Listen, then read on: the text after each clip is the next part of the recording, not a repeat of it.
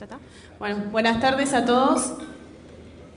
Antes de presentar el último panel, me gustaría adherir a las palabras de Martín, que dijo al comienzo del primer panel. Esto lo hago en nombre del Grupo Joven de ACDE y también volver a transmitirles a todos que los jóvenes estamos dispuestos a brindar nuestros talentos al servicio de los demás. Habiendo dicho esto, paso a presentar primero a Gerardo Muñelo. Gerardo es ministro de la Iglesia Presbiteriana San Andrés en Olivos, en Buenos Aires.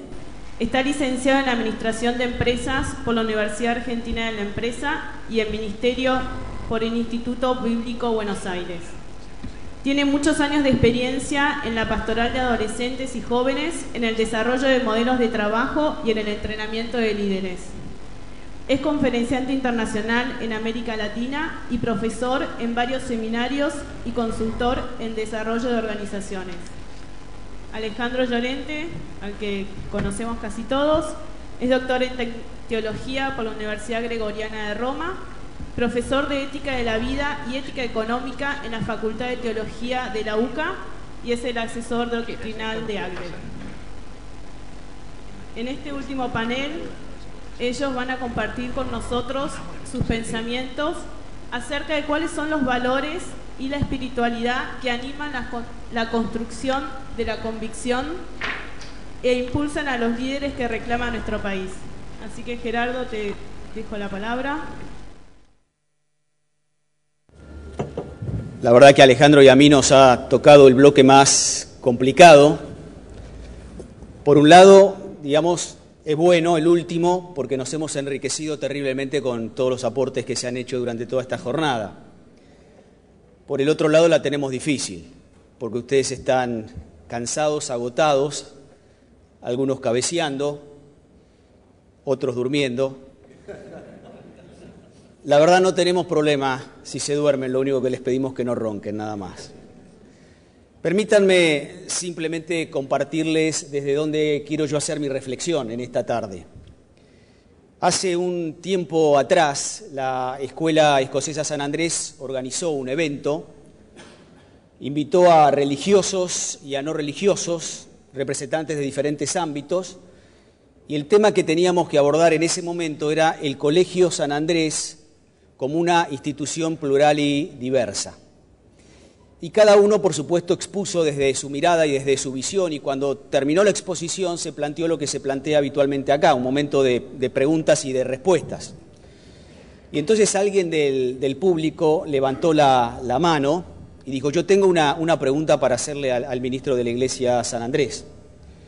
Y dice: si el Colegio San Andrés es un colegio diverso y un colegio plural, ¿por qué ustedes todas las mañanas rezan o oran el Padre Nuestro?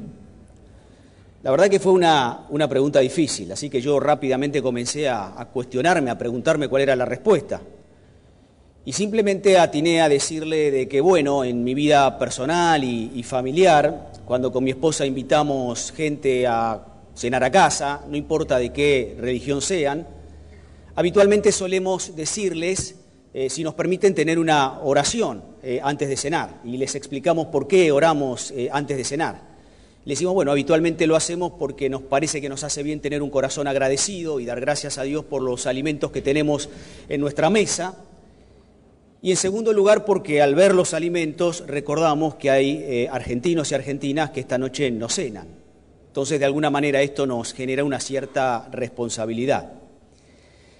Y entonces tenía sentado a mi izquierda al rabino Sergio Berman, con quien nos encontramos en diferentes ámbitos hablando muchas veces de estas cosas. Y entonces él levanta la mano y dice: yo voy a contestar esa pregunta porque creo saber de dónde viene. No sé si habrá identificado a alguien de su comunidad allí, probablemente sí. Y le dice: mira, yo quiero decirte que cuando vos anotaste a tu hijo en este colegio, vos sabías perfectamente que este colegio se llamaba Colegio San Andrés. Dice, y sé que sos lo suficientemente inteligente como para entender lo que significa ese San Andrés. Por lo tanto, quisiera decirte que si las instituciones pierden sus símbolos, si las instituciones pierden sus tradiciones, las instituciones pierden sus identidades, su esencia. Y yo estoy seguro que si este colegio no tuviera esas tradiciones y esos símbolos, no sería el colegio que hoy es, y seguramente vos no hubieses anotado a tu hijo en este colegio. ¿Qué quiero decir con esto? Que mi reflexión final va apuntando directamente a la C de ACDE. Una C que yo creo que en ningún momento se tiene que perder. Y a partir de allí, entonces, permítanme hacer esta reflexión. En el inicio del año académico de la Universidad San Andrés, compartí con los alumnos y profesores que allí estaban que el mundo, porque esta es una realidad no solamente local, sino global, se encuentra en lo que yo he dado en llamar, o me gusta decir, que es la tormenta perfecta. Para que se dé una tormenta perfecta tienen que jugar serias algunas variables. Y esa tormenta perfecta, de alguna manera, se explica alrededor de las crisis que estamos viviendo. ¿Cuáles son esas crisis? Bueno, en primer lugar, yo creo que hay una crisis de conocimiento, lo dijo Ricardo Arriazo esta mañana. Es como que no sabemos cómo resolver el problema, no sabemos cómo resolver los problemas económicos, políticos, sociales, que generan deshumanización, injusticia e inequidad. Así que me parece que es importante que seamos conscientes que dentro de la gran crisis que tenemos hay una crisis de conocimiento. Pero en segundo lugar hay una crisis de liderazgo. Evidentemente no estamos encontrando hombres y mujeres que puedan timonear la nave en medio de esta tormenta. Pero también tenemos una crisis de valores, porque realmente no nos ponemos de acuerdo, todos hablamos de valores, pero no nos ponemos de acuerdo en cuáles son esos valores innegociables, universales, atemporales, sobre los cuales podemos fundar no solamente una nación, sino también, por supuesto, una vida, una familia y una comunidad. Y finalmente hay una crisis de virtudes, porque de repente nos podemos juntar con un grupo de personas y decir nosotros sí coincidimos en cuáles tienen que ser esos valores, pero tenemos incapacidad para encarnar esos valores. Por lo tanto, estas 4 crisis terminan definiendo una tormenta perfecta. ¿Y cómo hacemos para salir de esta tormenta? Bueno, déjenme decirles que yo creo que necesitamos héroes, necesitamos modelos. A ninguno de nosotros nos gusta ser modelo, no nos gusta, realmente rechazamos cuando alguien nos dice, para mí sos un ejemplo de inspiración, sos un modelo, tu vida me desafía, me enriquece, no lo queremos. Pero yo me acuerdo que el apóstol Pablo dijo allí, en el Nuevo Testamento, sed imitadores de mí, como yo de Cristo. Por lo tanto, tenemos que aceptar que si queremos cambiar esta realidad, necesitamos héroes. Y lo que nos tenemos que preguntar cada uno de nosotros es si estamos realmente dispuestos a ser héroes. Hace muchos años atrás, 10 años, 15 años atrás, yo estaba trabajando en la Pastoral Juvenil y comenté algo que me había pasado en la semana. No me acuerdo si era Clarín o La Nación, publicó en una hoja completa la figura de una modelo muy famosa en aquel momento, no voy a dar su nombre, y a mí me llamó la atención ver la figura de esa persona. Rápidamente imaginé, bueno, esto tiene que ver con alguna empresa que está evidentemente promocionando algo, o será una autopromoción, habrá algún evento. Y el título de la figura, página completa, era La modelo. Y cuando doy vuelta las hojas, no me acuerdo si a la otra hoja, algunas hojas posteriores, me encuentro con la figura de Teresa de Calcuta.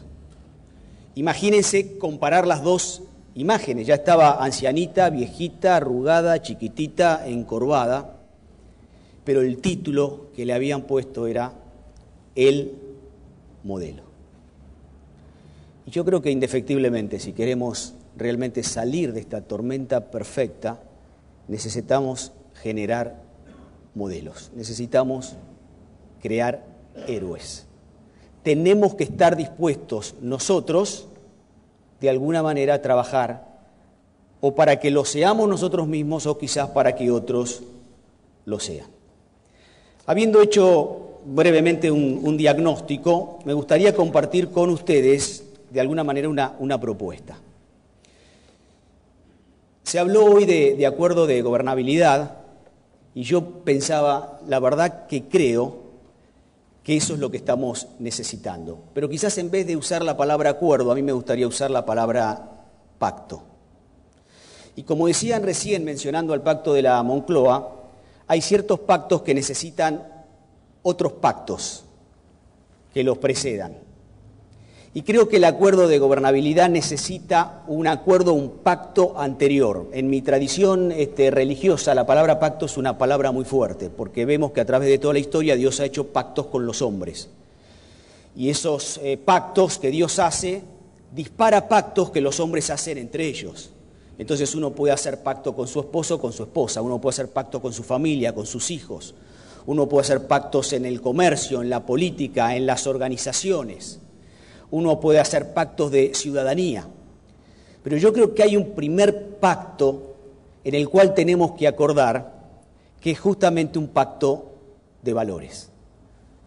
Yo lo llamaría pacto de principios, porque creo que los valores tienen que emanar de principios que son justamente los universales, inmutables y absolutos. Y me gustaría pensar que la Argentina está necesitando al menos 3 principios sobre los que tendríamos que pactar. El primer principio es el principio de la humildad. La crisis se acepta, se reconoce y se asume solamente con humildad. Hace un tiempo atrás recibí un email cuyo título era ¿Quién tiene la culpa? Y el email era un monólogo de Tato Bores, quizás ustedes lo habrán recibido, lo habrán leído. Y él iba recorriendo a lo largo de la historia de Argentina quiénes tenían la culpa de todo lo que nos pasaba, de todo lo que nos sucedía. Y finalmente, al final del monólogo, a él se le ocurre pensar y decir, la culpa, ya sé quién la tiene, la culpa la tiene el otro. Y todos comienzan a aplaudirlo y a decir, claro, exacto, tenés razón, la culpa la tiene el otro. Siempre la culpa la tiene el otro, y muchos de los que han pasado por aquí adelante han dicho específicamente eso. Y yo quizás como religioso pienso, ¿no es cierto?, desde el jardín del Edén, el ser humano, hombre y mujer, siempre está buscando a quién echarle la culpa. Cuando deja a Dios de lado, cuando se independiza de Dios, cuando Dios deja de ser el centro de su vida y Dios le reclama al hombre esto, ¿qué le contesta? La mujer que me diste por compañera me dio del árbol y yo comí. Es decir, lo primero que hace el hombre es echarle la culpa a la mujer y por las dudas se le echa también a Dios, ¿no es cierto? Porque le dice la mujer que me diste. Interesante, siempre cuando no tenemos a quién echarle la culpa, tenemos a alguien a quien se la podemos echar y ese alguien es Dios. Pero después, más adelante, la mujer también le echa la culpa a alguien y le echa la culpa a la serpiente, ¿no es cierto?, que es el símbolo del mal. Y otra vez, no estamos dispuestos a aceptar nuestras responsabilidades, nuestros errores, nuestros fracasos y nuestras culpas. Y la mujer se lo echa al mal. Son los malos los que tienen la culpa. Y yo no soy malo, yo soy siempre el bueno. Por eso me encanta un texto bíblico que habla justamente sobre esto, que está allí en 2 Crónicas capítulo 7, de versículo 13 al 15. Lo voy a leer de la versión del Libro del Pueblo de Dios, que es la versión que habitualmente se lee en las parroquias católicas. Donde miren ustedes lo que dice el texto. El pueblo de Israel estaba viviendo una experiencia bastante similar a la que estamos viendo nosotros en Argentina. Dice Dios, cuando yo cierre el cielo y no haya lluvia, cuando ordene a la langosta que devore el país, cuando envíe a mi pueblo la peste, todo esto como consecuencia del accionar y la actitud de los líderes de Israel, ¿no es cierto? No es que es un Dios castigador o injusto. Entonces dice Dios, si mi pueblo, el que he llamado con mi nombre, se humilla y suplica, si busca mi rostro y se convierte de sus malos caminos, yo escucharé desde los cielos, perdonaré su pecado y haré que su país se restablezca.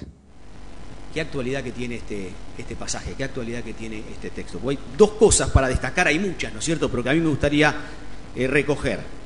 La primera es que Dios dice, si mi pueblo, el que he llamado con mi nombre, se humilla. Cuando uno va al diccionario y busca qué significa la palabra humillar, dice, significa bajar, inclinar la cabeza u otra parte del cuerpo en señal de sumisión o acatamiento. Y nos decía el orador anterior que necesitamos levantar la cabeza, y yo diría sí, pero también necesitamos a la vez bajar la cabeza. Porque la humildad tiene que ver con arrepentimiento y la humildad tiene que ver con quebrantamiento, pero no de los demás, sino de uno mismo. Es interesante porque la palabra humildad viene del latín humilitas y humilitas viene de humus. Y humus significa tierra fértil. Es decir, cuando hay humildad, la tierra está preparada para la cosecha. Y quizás no nos encontramos con tierra preparada, quizás no tenemos la esperanza de una buena cosecha, justamente porque lo que nos está faltando es humildad. Alguien dijo, mejor a Dios te elevas cuando te humillas, nunca es más grande el hombre que de rodillas. Y déjenme decirles algunas cosas que la humildad produce para que nos demos cuenta que en realidad lo que está faltando en nuestro país es humildad. La humildad te revela los propios defectos para corregirlos. La humildad no te consiente despreciar a nadie. La humildad te inclina a aprovecharte del consejo y ejemplo de los demás. La humildad te hace sentir como propias las necesidades y miserias ajenas. La humildad te hace mirar con frivolidad indigna el afán del aplauso. La humildad te hace vivir en la verdad de lo que eres ante Dios y tu conciencia, entregándote sin reserva a su servicio y al servicio de tus hermanos. Miren si nos falta humildad. Pero la segunda cosa que realmente rescato de este texto son las tres consecuencias de la persona que se humilla, de la sociedad que se humilla, de la nación que se humilla. Dice Dios, cuando haya humildad, yo escucharé desde el cielo, perdonaré su pecado, sus errores, sus faltas, y haré que su país se restablezca. Así que me parece que la humildad es el primer principio que tiene que ser parte de nuestro pacto. Pero hay un segundo principio que también lo han mencionado acá. Creo que tenemos muy buenos predicadores en los expositores, ¿no es cierto? Porque muchos mencionaron el servicio, que es el segundo principio. En otras palabras, este principio nos desafía a tener corazón de siervos. Hay otro texto que me llama poderosamente la atención y que está allí en el Nuevo Testamento, en el libro de Hechos. Quizás algunos lo conocen. Otra vez, lo voy a leer del libro del pueblo de Dios, pero también lo voy a leer de otra versión que habitualmente nosotros usamos. El libro del pueblo de Dios dice en Hechos 13:36, sin embargo David, después de haber cumplido la voluntad de Dios en su tiempo, murió, fue a reunirse con sus padres y sufrió la corrupción. Pero miren lo que dice la Nueva Versión Internacional, porque a la verdad David, habiendo servido a su propia generación, según la voluntad de Dios, durmió y fue reunido con sus padres. Y a mí me encanta este pasaje porque el apóstol Pablo podría haber dicho muchísimas cosas sobre David y seguramente aquí tenemos personas que representan a la comunidad judía, personas que representan a la comunidad cristiana y sabemos perfectamente quién fue David. ¿Cuántas cosas podríamos haber dicho de David? ¿Cuántas cosas podemos expresar de él? Que fue un gran músico, que fue un gran poeta, que fue un gran filósofo, que fue un gran militar, que fue un gran arquitecto, un gran reformador, pero por sobre todas las cosas que fue un rey incorruptible. Sin embargo, el apóstol Pablo no destaca absolutamente ninguna de estas cualidades. Y lo que él dice es que Pablo fue un siervo. Y a mí me impresiona profundamente esto. Dice, habiendo servido a su generación. Es decir, lo más importante que Pablo tenía para destacar de David era su capacidad de servicio. Era que permanentemente estaba buscando servir a su generación.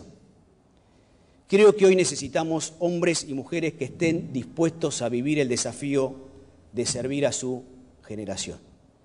Y que en definitiva busquen como resultado final quizás un epitafio allí en la lápida, que diga, aquí yace un hombre o una mujer que supo servir a su generación.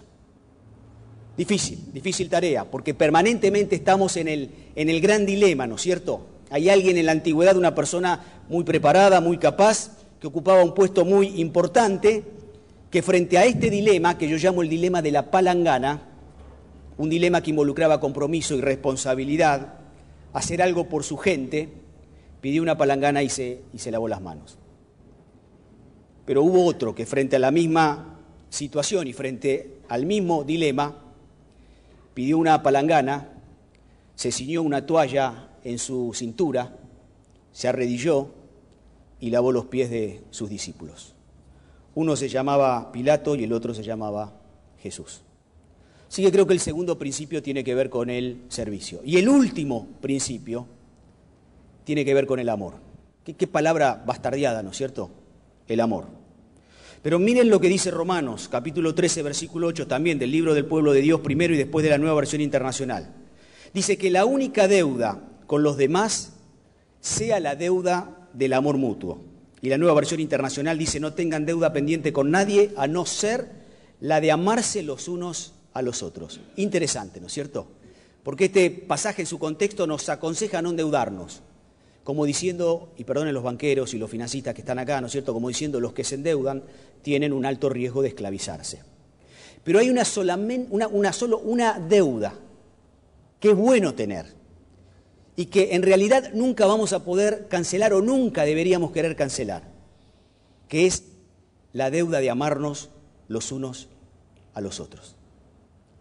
Por eso San Agustín, teólogo del siglo IV, dijo: ama y haz lo que quieras. Qué mensaje fuerte, ¿no? Porque si entendemos perfectamente lo que significa tener una deuda de amor, rápidamente vamos a concluir que en la Argentina la deuda mayor que existe no es la deuda externa. Y que en el mundo probablemente la deuda mayor que existe no es la deuda interna de los Estados Unidos. La deuda de la Argentina, la deuda del mundo es una deuda de amor. Necesitamos amar más y necesitamos amar mejor. El amor no arrebata la vida de otra persona, lo hace el asesinato. El amor no toma la propiedad de otra persona, lo hace el robo. El amor no desea las posesiones de otra persona, lo hace la codicia. Por eso que tenemos que trabajar muy fuerte para bajar esta deuda de amor.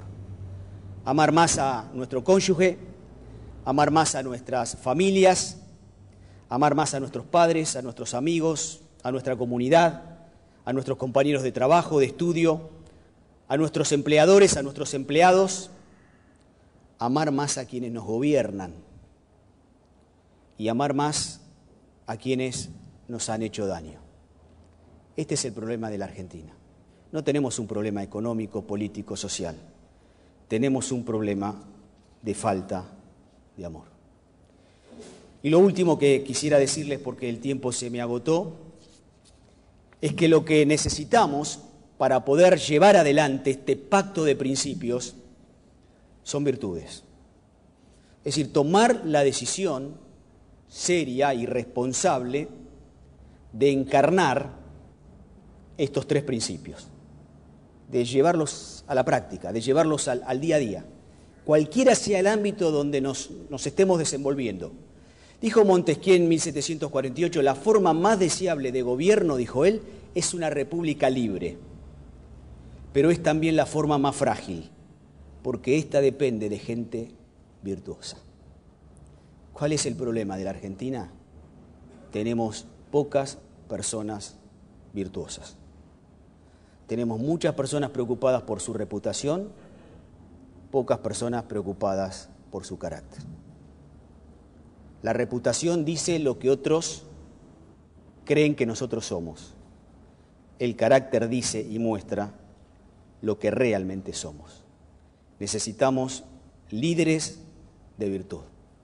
Termino con una frase de Maimónides, un médico rabino, teólogo judío de la Edad Media, que dijo: uno no es diferente si no hace diferente la vida de la gente. Qué bueno tener esto grabado en nuestra mente y en nuestro corazón, porque si sentimos que Argentina necesita algo diferente, la pregunta que nos tenemos que hacer es: ¿estoy haciendo desde mi espacio y mi lugar la vida de la gente diferente?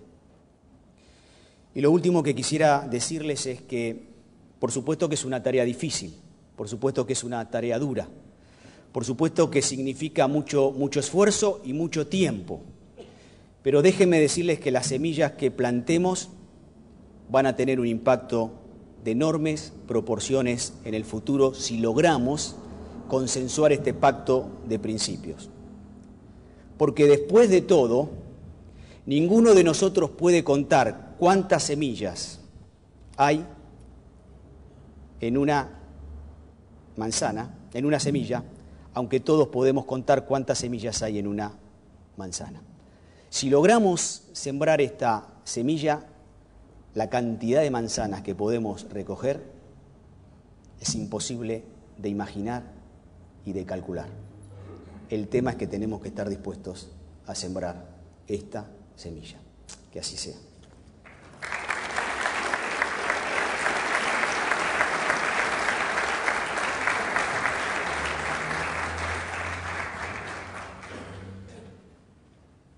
Siempre al panel sobre espiritualidad le toca esta difícil tarea de hacer un milagro. Como dijo Ricardo, solo uno multiplicó los panes y nosotros solo uno resucitaba muertos, y a veces tenemos que resucitar la esperanza de los paneles anteriores. Gracias a Dios el panel de Juan Ramón y de Andy, de Alfonso, fue un panel de esperanza que cumplió en parte con esta tarea. Yo voy a, como saben ustedes, a diferencia de otros paneles, nuestro interés siempre son las personas, es decir, ustedes, nosotros. Y hoy voy a hablar de algunas cosas que a ustedes les van a resultar extrañas. El que avisa no es traidor, me lo enseñó Santiago del Cel, pero creo que de estas cosas hay que empezar a hablar. ¿Cómo hacer un aporte a esta espiritualidad de un liderazgo de contención? En primer lugar, voy a tomar algunos conceptos del rabino Daniel Goldman, de la oración que hizo en el Te Deum celebrado en Luján. Identidad y memoria son dos caras de una misma moneda.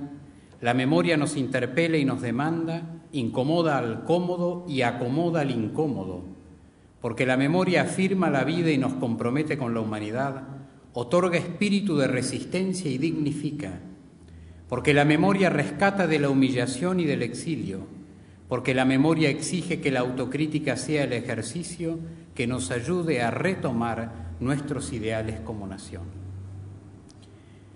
La pregunta es, ¿qué es lo que tenemos que recordar?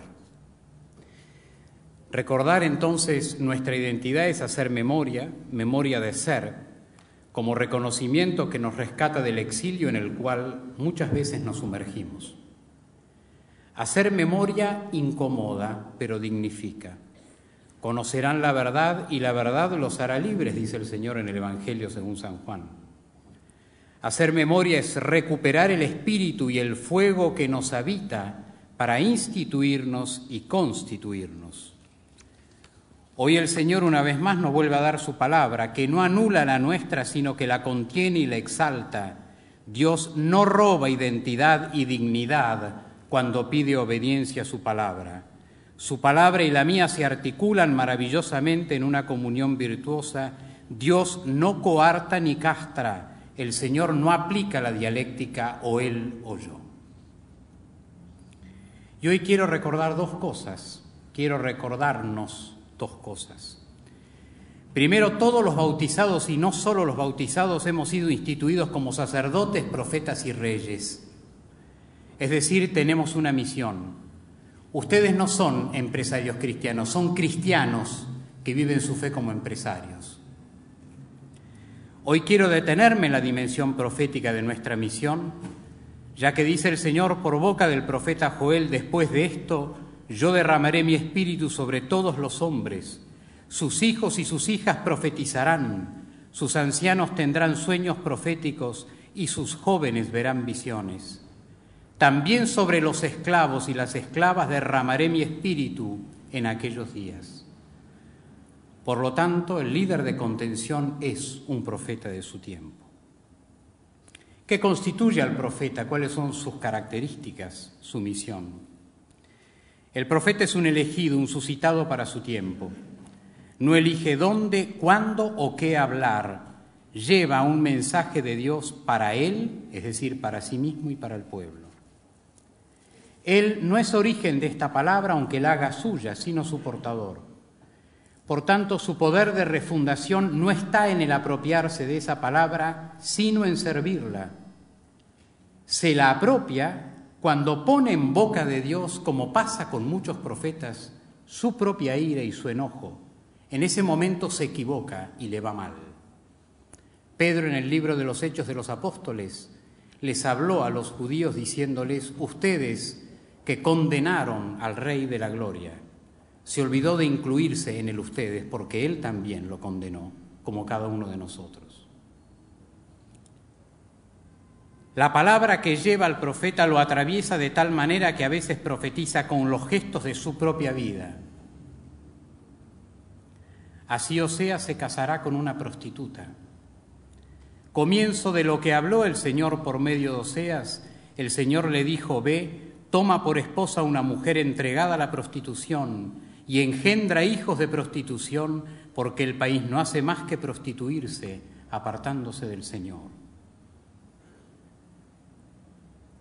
Además, el profeta es un personaje que incomoda y que se siente incómodo. Muchas veces preferiría callar. Su fidelidad se apoya en dos hechos: la conciencia que tiene de ser elegido y de haber aceptado ese llamado, y la trascendencia del mensaje que lleva para su vida y la del pueblo. Hay algo muy grande en juego, por eso esa palabra que lleva lo quema por dentro y no puede acallarla. El profeta se parece a un líder de ruptura porque va contra el orden establecido, pero esto en realidad es solo aparente. Mirado en profundidad, es un líder de contención porque se convierte en heraldo de ese espíritu de la alianza que el pueblo sepultó en instituciones y leyes que se usaron para concentrar poder, dominar y excluir. Los que detentaban el poder político, los reyes, por ejemplo, tenían en su corte profetas y consejeros que les decían lo que les gustaba oír. No muy distinto de nosotros. Y además, eso se lo presentaban como palabra de Dios, es decir, como la verdad. El mensaje que trae no es un vaticinio ni futurología, sino un juicio sobre la historia presente que, de no ser acatado, se prevén las consecuencias que bien pueden ser políticas. El rey Ahaz no quiere hacer alianza con Dios, como se lo manda Isaías de parte de Dios, ante el asedio de los reyes de Israel y de Siria, porque él ya tenía concebido una alianza con los asirios, a quien va a entregar el poder y va a entregar la tierra. Último, pero no menos importante, el profeta es memoria del Espíritu, ese fuego, esa vida, esa pasión que animaron en su momento a Dios y al pueblo a establecer una alianza. Esa alianza es constitutiva de la identidad de los partners, es decir, de Dios y del mismo pueblo. Esa es la identidad, el espíritu que, por distintas razones, todas resumibles en la infidelidad del pueblo a sí mismo y a Dios, se fue apagando y perdiendo. Por eso cabe recordar lo que el Señor nos dice en Lucas 11:35 a todos los que en realidad somos profetas: ten cuidado de que la luz que hay en ti no se oscurezca. Lo segundo que quiero recordar, y esto les va a sonar raro, es que estamos en un contexto de combate espiritual. ¿Qué significa esto? Que lo que está en juego no es simplemente un proyecto de país o una visión de la economía. Detrás de estas cosas lo que está en juego en realidad es la persona, su dignidad, su identidad, su alma, su espíritu, su fuego, su libertad. Esta es la libertad que nos ha dado Cristo, dice Pablo a los Gálatas: manténganse firmes para no caer de nuevo bajo el yugo de la esclavitud. Se trata de un combate cuyo primer campo es nuestro corazón. Por eso que llamamos demonios, y no me interesa figurarlo en un personaje objetivo fuera de nosotros, sino que primero quiero hablar, como hablaron los padres de la Iglesia, de los demonios que hay en nuestro corazón. Indican en primera instancia precisamente el mal que hay en nosotros, nos oscurece y nos mata. Por eso el profeta, antes de hablar, tiene que convertirse. Alguien le preguntó a Carlos Pañi cuáles eran los personajes que había que sacar de la política. Si el Señor pusiera a la luz nuestras acciones, queridos amigos, incluidas las mías, las del Papa Benito XVI y las de todos los hombres que hoy habitan en esta tierra, yo les aseguro que no quedaría nadie en esta sala. Entonces creo que en vez de preguntar a qué demonios hay que desterrar o erradicar de la política, tal vez tengamos que empezar a preguntarnos cuáles son los demonios que tenemos que desterrar de nuestros propios corazones. ¿Cómo se presenta este adversario en la Escritura? Primero se presenta bajo la apariencia de bien. Es homicida, mata, es mentiroso y es ladrón. Eso es lo que quiere hacer la serpiente en el libro del Génesis, presentar a Dios como ladrón. Y como en realidad aquel que se guarda algo para sí. Si te dio el paraíso, ¿por qué se reserva ese árbol? ¿Por qué no podés comer de ese árbol? Interesante la duda que genera. No va a la luz, opera en la oscuridad, una suerte de testaferro, digámoslo así. Busca continuamente ponernos trampas y es acusador, es decir, genera culpas para paralizarnos. Y fundamentalmente a todo lo que apunta es a dividir, porque allí en la división es donde reina. Nos divide en primer lugar de nosotros mismos, nos divide de los demás. Por consiguiente, cuando hablo de un líder de contención, me refiero hoy a esta dimensión profética en el contexto de un combate en el que está en juego la persona, su vida, su dignidad, primero la nuestra, porque si el líder es multiplicador, entonces muchos otros están en juego también. Es al revés de lo que hacía la Iglesia cuando evangelizaba, que iba precisamente al jefe de la tribu, sabiendo que si caía el jefe de la tribu, toda la tribu se convertía. Es exactamente la misma estrategia, pero al revés. Voy a hacer una breve etimología. El verbo contener, cuyo sustantivo es contención, líder de contención, yo le encontré dos sentidos relacionados. Contener como tener en, lo que se tiene en o dentro de ciertos límites, y evita el desborde, el salirse del borde o límite, el extralimitarse. Se trata de evitar el desborde para que algo no se desparrame y se pierda. Si tomamos la palabra contención y hacemos un juego libre de palabras, lo que se tiene dentro de ciertos límites supone una cierta tensión que mantiene cohesionado eso que se contiene. Este sentido expresa la dimensión del acoger la diferencia, que evita transformar a los adversarios en enemigos. El segundo sentido, tener contener lo que se tiene con otros, lo que se tiene en común. Cuando ese otro con quien se tiene algo en común es Dios, lo divino, la divinidad, acontece esa participación que los griegos llamaban entheos, y de allí entusiasmo, en inglés enthusiasm. Inspiración que proviene de ese estar en Dios, inspiración que es luz, sentido, fuego, pasión. Ese espíritu está en cada persona, aún en los que vemos en la calle. Ha sido puesto en cada uno de nosotros por Dios. Por tanto, lo que hay que mantener o tener dentro es ese espíritu que está llamado a circular entre todos, la participación, y que no se deja poseer por individuos, estructuras, leyes, ideologías, partidos, instituciones, iglesias. Precisamente uno de los intentos del adversario es bloquear esta circulación, el infarto social, eso que Juan Ramón decía, los dos preinfartos que tuvo. Entonces el líder de contención aparece como el centinela que vela para que ese fuego no se apague. Hijo de hombre, te puse como centinela del pueblo de Israel. Cuando escuches una palabra de mi boca, tú les advertirás de parte mía, dice Ezequiel. Un líder de contención debe tener en cuenta en primer lugar quién es, por eso hacer memoria de la identidad, somos profetas. ¿Para qué está y las dificultades que deberá enfrentar? Yo mencionaré solo alguna, o dos. Primero, el desgaste y el debilitamiento, la asedia. ¿Por qué la asedia? precisamente porque si el líder tiene capacidad de multiplicar, a mayor capacidad, mayor va a ser el embate, porque está en el ojo de la tormenta, va a intentar ser bloqueado. Porque cansando y desanimando a la persona que puede ejercer un poder multiplicador, caen muchas cosas detrás.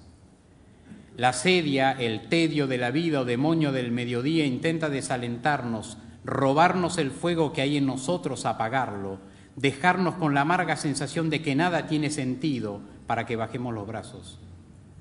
Algunas manifestaciones son de signo contrario: parálisis, activismo, depresión y agresividad, inestabilidad interior, necesidad de cambio por el cambio, cuidado excesivo de la propia salud, ansiedad, activismo descontrolado, espíritu crítico del prójimo, miedo a la soledad.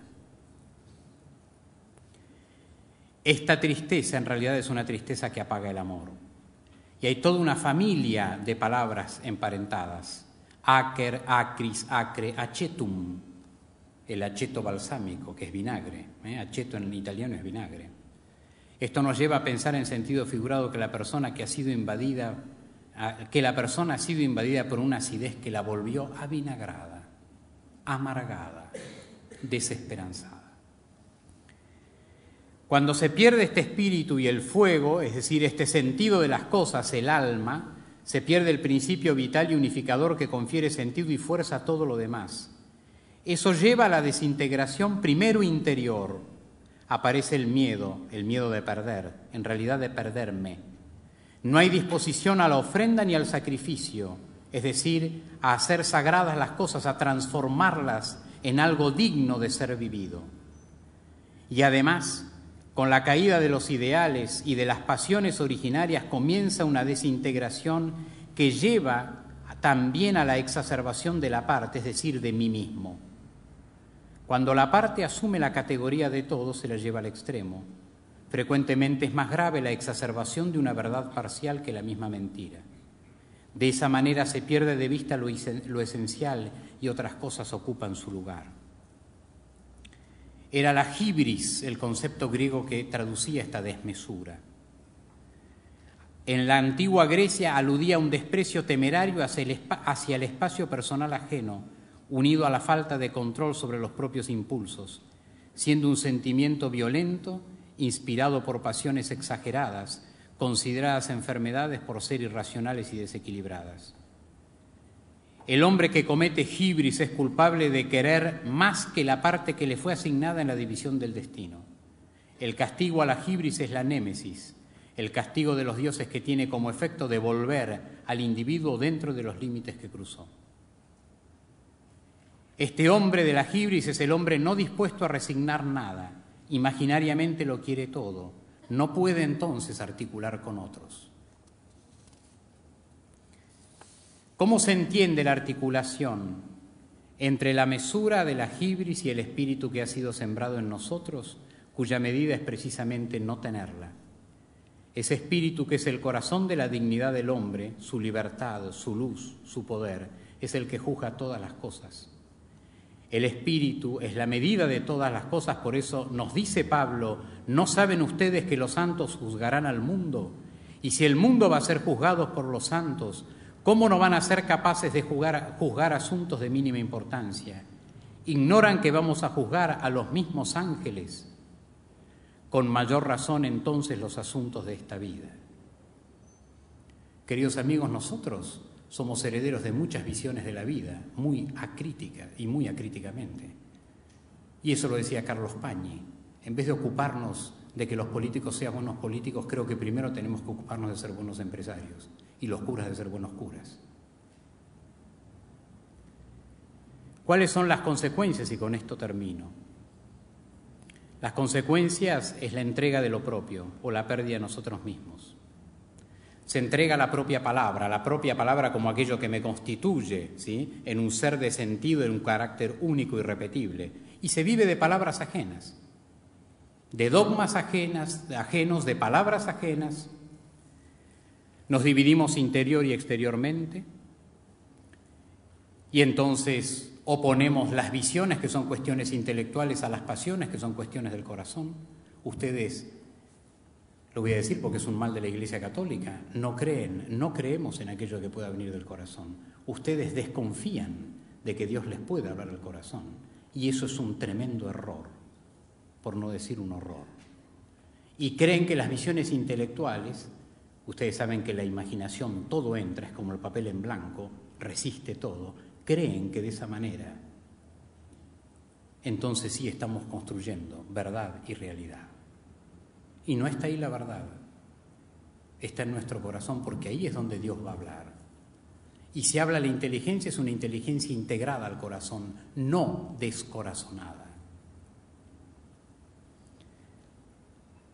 El otro efecto es parcializar, del cual ya le hablé, exacerbar el propio interés en detrimento del interés común. Y el último efecto es que comenzamos a negociar lo innegociable, empezamos a ceder a conceder. Empresarios vueltos en concesionarios. Cedieron lo propio, cedieron el espíritu emprendedor en aras de una seguridad que no los libera sino que ata. Y el precio de esa dependencia es la libertad, es decir, la propia dignidad. Demasiado alto el precio que se paga. Es el mismo que Juan Ramón no quiso pagar. Gracias.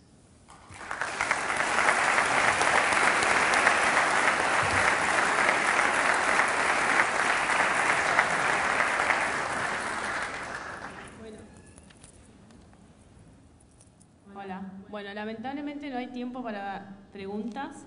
Igualmente yo les paso sus preguntas a ellos y sí, después los pueden atacar al final del encuentro. Le cedo de vuelta la palabra a Alejandro. Ustedes saben que siempre terminamos este panel invocando al Señor y el año pasado lo hicimos con Silvina. Vamos a usar con Gerardo la misma oración que rezamos el año pasado, que es la bendición sacerdotal, pidiendo para que el Señor los fortalezca y haga brillar su espíritu en ustedes, para que no se desanimen de la lindísima y enorme responsabilidad que Él ha puesto en sus manos.